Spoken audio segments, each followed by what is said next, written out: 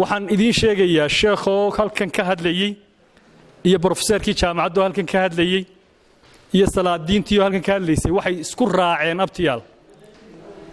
in gacan ku dhiiglaha la soo qabto shareecadana waliba la mariyo waa lagu midaysan yahay taa waan idin bishaaraynaya reer awdalna mid kalaan halkan inaan maanta ka sheegaa daruuri noqotan ka sheegaya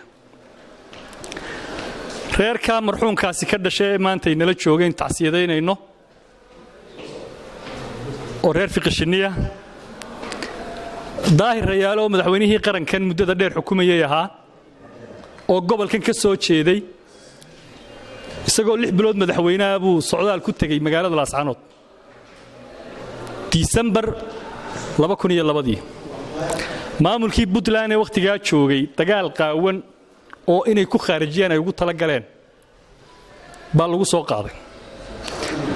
reerkaasi waxay ahaayeen reerkii ku goobtay ee madaxweynaha badbaadiyay maalinta abti abaalka reerku weydiin haya gobolkuna waa idin haya waana taariikh aan la bedelaynin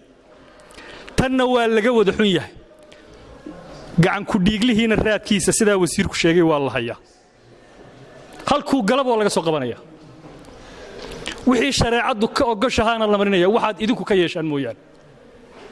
taana waa naga bishaara abtiyaal kullu nafsi daa'iqatul maut naf waliba way dhimanaysaa dheecaankiisana maalintii qofka la abuurayay baa la qoray halkuu ku dhimanayo askarigaasi askari qiimo qaranka ku leh